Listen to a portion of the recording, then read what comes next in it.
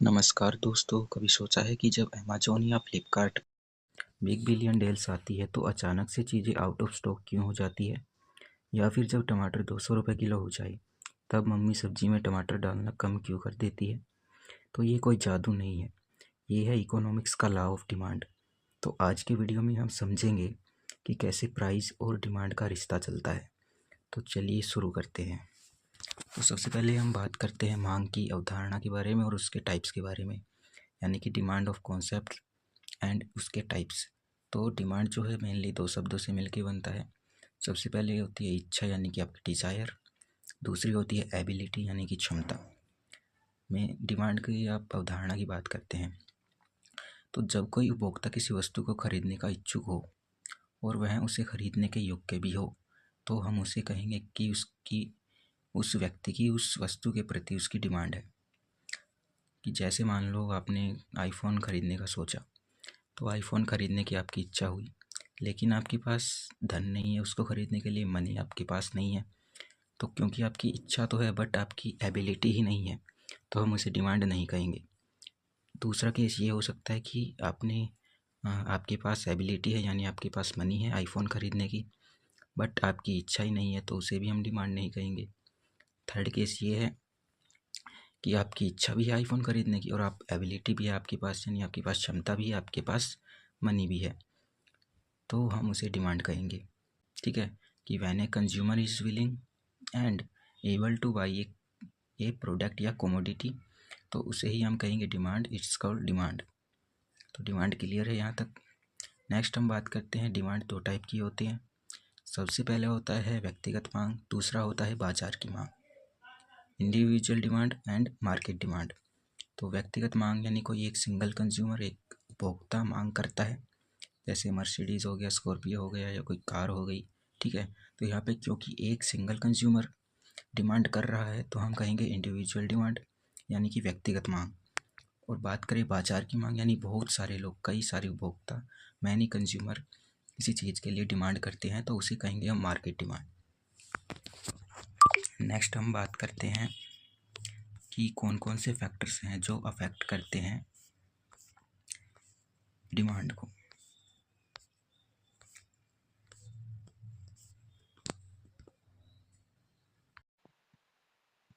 तो बात करते हैं अफेक्टिंग डिमांड, मांग को प्रभावित करने वाले कारक।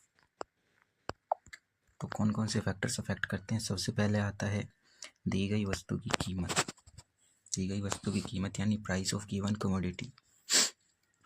तो अगर किसी वस्तु का प्राइस हाई होगा तो अपने आप उसकी जो डिमांड है, जो क्वांटिटी है, उसकी जो डिमांड है वो गिर जाएगी। लेकिन अगर उसका प्राइस ही गिर गया तो अपने आप जो उसकी डिमांड है, क्वांटिटी हाई हो जाएगी।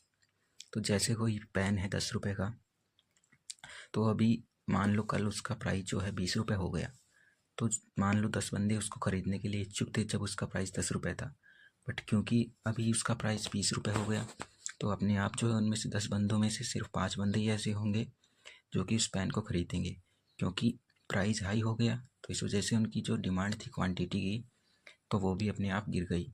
अब दूसरा केस ये हो सकता है कि 10 रुपये का पेन था, वो हो सकता है कल 5 रुपये में मिले, तो जो 10 बंदे हैं और 5 बंदे एक्स्ट्रा आ जाएंगे उनके साथ कि हम भी खरीदेंगे पेन, क्योंकि उसका प्राइस गिर गया, तो अपने आप जो डिमांड है क्वांटिटी की वो हाई हो जाएगी।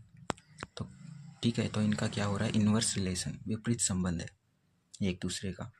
ठीक है, उल्टा संबंध हो रहा है, तो इसलिए यहाँ पे इन्वर्स रिलेशन लग रहा है। तो सबसे पहले कौन सा कारक डिपेंड करता है? सबसे पहला फैक्टर अफेक्ट करता है इसको, दी गई वस्तु की कीमत यानी कि price of given commodity. Next हम लोग बात करते हैं संबंधित वस्तु की कीमत। संबंधित वस्तु की कीमत यानी कि प्राइस ऑफ रिलेटेड गुड्स कैसे अफेक्ट करती है। सबसे पहले है सब्सटीट्यूट गुड्स और दूसरा है कम्प्लीमेंट्री गुड्स। सब्सटीट्यूट गुड्स क्या होता है कि एक दूसरे को वो मतलब सब्सटीट्यूट है एक दूसरे के। जैसे कि एग्जांपल के लिए मैंने यहाँ पे लिया है टी और कॉफ़ी को, तो टी और कॉफ़ी क्या है, एक दूसरे के सब्सटीट्यूट है। ये टी है, ये कॉफ़ी है। अब मान लो 10 बंदे टी पीते हैं और 5 बंदे जो है कॉफ़ी पीते हैं।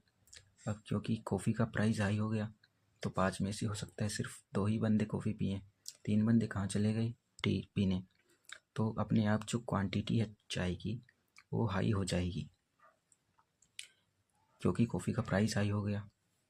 तो यहाँ पे जो है चाय की तरफ लोग चले जाएंगे, तो इस वजह से उसकी क्वांटिटी बढ़ जाएगी। ठीक है, तो यहाँ पे कैसा हो गया, डायरेक्ट रिलेशन हो गया, क्योंकि डायरेक्ट जो प्रभाव है वो उसकी कॉफ़ी के जो प्रभाव है डायरेक्ट वो टी के ऊपर पड़ रहा है। नेक्स्ट हम बात करते हैं कम्प्लीमेंट्री गुड्स की। तो कम्प्लीमेंट्री गुड्स हैं जैसे कार और पेट्रोल। तो कार है और एक यहाँ पे कार है और यहाँ पे एक पेट्रोल पंप है। ठीक है, तो अगर पेट्रोल का प्राइस हाई हो गया, ठीक है, ध्यान से सुनना, अगर पेट्रोल का प्राइस हाई हो गया तो जो डिमांड है वो अपने आप कम हो जाएगी। ठीक है ना, अगर 100 रुपये प्राइस हो गया, मान लो पहले 50 रुपये था, अभी 100 रुपये हो गया, तो लोगों ने क्या किया कि डिमांड जो है उसकी कम कर दी। ठीक है, बट जैसे ही पेट्रोल गिर जाएगा, यानी पेट्रोल का प्राइस लो हो जाएगा, तो अपने आप क्वांटिटी जो है बढ़ जाएगी, डिमांड की, कार खरीदने की है ना, तो वो बढ़ जाएगी। तो यहाँ पे कैसा हो रहा है, इन्वर्स रिलेशन। फर्स्ट वाले में क्या था, डायरेक्ट असर पड़ रहा था, इस वजह से डायरेक्ट रिलेशन, लेकिन दूसरे वाले में क्या हो रहा है, विपरीत संबंध है एक दूसरे का। ठीक है, तो इसलिए यहाँ पे इन्वर्स रिलेशन हो रहा है। तो आई होप यहाँ तक आपको क्लियर होगा। तो नेक्स्ट फैक्टर की तरफ हम लोग बढ़ते हैं। नेक्स्ट फैक्टर है आपका इनकम ऑफ द कंज्यूमर, यानी उपभोक्ता की आय, कैसे ये फैक्टर अफेक्ट करता है। ठीक है, तो इसको हम लोग समझते हैं, चलिए।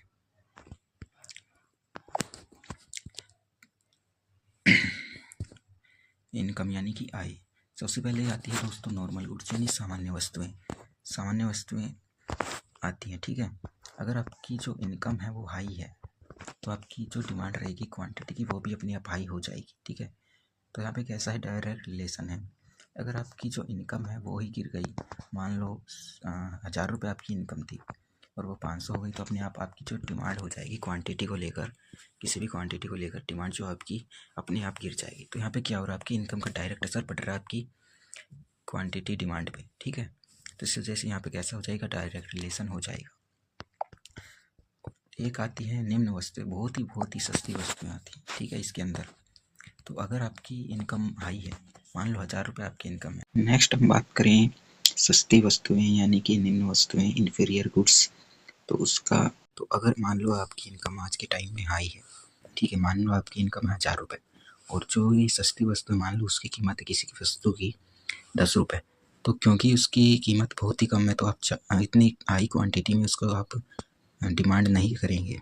ठीक है, क्योंकि आपको पता है उसको हम खरीद सकते हैं, फ्यूचर में भी खरीद सकते हैं, आज भी खरीद सकते हैं, कल भी खरीद सकते हैं, क्योंकि उसकी वैल्यू बहुत ही नॉमिनल सी उसकी वैल्यू है। ठीक है, लेकिन अगर आपकी इनकम गिर गई, मान लो आपकी इनकम थी 1000 रुपये और अब वो ये 100 रुपये इनकम आपकी, ठीक है, तो आपकी जो डिमांड है वो हाई क्यों हो जाएगी, क्योंकि आपके लिए उस वस्तु की इम्पोर्टेंस बढ़ जाएगी, क्योंकि आपकी इनकम कम हो गई है। इस तरीके से आपको डिमांड आपको हाई रखनी पड़ेगी, आपको ज़्यादा मात्रा में वो वस्तुएं खरीदनी पड़ेगी, क्योंकि आपकी जो सैलरी है, जो आपकी इनकम है वहीं गिर गई, तो इसलिए आपकी जो डिमांड है वो बढ़ गई। तो इस तरीके से इसके अंदर भी आपका इन्वर्स रिलेशन लगेगा, यानी विपरीत संबंध। ठीक है, एक दूसरे के। तो क्यूडी यानी यहाँ पे मांग की मात्रा है, क्वांटिटी डिमांडेड, और वाई आपकी यहाँ पे इनकम है। ठीक है, आय है। नेक्स्ट दोस्तों हम लोग बात करते हैं भविष्य में कीमत की उम्मीद। ऐसा भी होता है कि कई बार भविष्य में कीमत ज़्यादा होती है, कम भी हो जाती है किसी प्रोडक्ट की। ठीक है, तो आपको एक एग्जांपल के थ्रू मैं आपको समझाता हूँ कि मान लो कोई पेन है, वो 10 रुपये का पेन है आज के टाइम में। ठीक है, और आपको पता चला कि फ्यूचर में उसका जो प्राइस है वो बढ़ने वाला है, यानी आज जो पेन 10 रुपये का मिलता है वो फ्यूचर में आपको 20 रुपये का मिलने वाला है, क्योंकि यहाँ पे प्राइस अब इंक्रीज़ होने वाला है फ्यूचर में। ठीक है, तो आपकी जो डिमांड है वो हाई हो जाएगी। ठीक है, आप हाई क्वांटिटी में आप डिमांड करोगे उस पेन को ख़रीदने की, क्योंकि आपको पता है फ्यूचर में उसका प्राइस बढ़ने वाला है, तो आपने डिमांड अपनी बढ़ा दी। दूसरा सिनारियो ये होता है कि मान लो आज वो पेन 10 रुपये का है, ठीक है, और 2-3 दिन बाद जो है फ्यूचर के अंदर उस पेन का प्राइस गिरने वाला है, यानी 10 रुपये से सीधा वो आपको 5 रुपये में मिलेगा। तो आप जो करंट आपका ख़रीदने का जो मन था, ठीक है, जो आपकी डिमांड थी, आपने उसको कम कर दिया कि हम फ्यूचर में ख़रीदेंगे 2 दिन बाद जब उसका प्राइस कम हो जाएगा। ठीक है, तो इस तरीके से आपको भविष्य में कीमत की उम्मीद रहती है। ठीक है ना। तो यहाँ पे आपका डायरेक्ट अफेक्ट हो रहा है। इस तरीके से यहाँ पे डायरेक्ट रिलेशन लगेगा, सीधा संबंध। ठीक है, फ्यूचर प्राइस का हमने कर लिया। अब लास्ट हम लोग बढ़ते हैं, लास्ट दोस्तों हम लोग बढ़ते हैं स्वाद और पसंद की तरफ, टेस्ट एंड प्रेफरेंस। ठीक है, टेस्ट का क्या चक्कर है। ठीक है, स्वाद और पसंद, टेस्ट एंड प्रेफरेंस। तो मान लो मैंने आज कोई बर्गर मंगाया है। ठीक है, 20 रुपये का कोई बर्गर है और मैंने आज खाया, एक बर्गर मंगाया मैंने टेस्ट करने के लिए, और वो मुझे इतना टेस्टी लगा, मतलब मैंने जो है 5-6 और मंगा लिए। यानी कि मैंने डिमांड बढ़ा दी। क्यों? क्योंकि मुझे उसका टेस्ट पसंद आया, तो मैंने उसकी डिमांड बढ़ा दी। ठीक है, तो टेस्ट मेरा इंक्रीज़ हुआ तो मैंने डिमांड बढ़ा दी।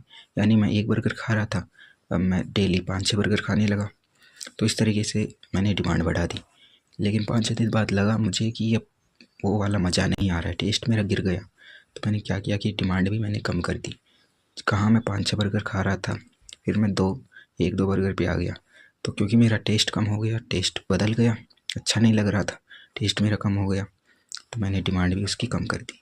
तो इस तरीके से यहाँ पे भी आपका डायरेक्ट टेस्ट का जो डायरेक्ट असर आपकी डिमांड पे पड़ रहा है, तो इसलिए यहाँ पे डायरेक्ट रिलेशन लगेगा, सीधा संबंध। ठीक है, इस तरीके से हमने जो है दोस्तों फैक्टर्स अफेक्टिंग डिमांड पढ़ लिए। ठीक है, कौन कौन से फैक्टर अफेक्ट करते हैं डिमांड को, लेकिन ये व्यक्तिगत डिमांड थी। ठीक है, नेक्स्ट वीडियो में जो है हम पढ़ेंगे कि मार्केट को कैसे अफेक्ट करते हैं ये फैक्टर्स। ठीक है, तो आज के लिए इतना ही, मिलते हैं एक और न्यू वीडियो के साथ। तब तक के लिए अपना ध्यान रखिएगा। जय हिंद, धन्यवाद।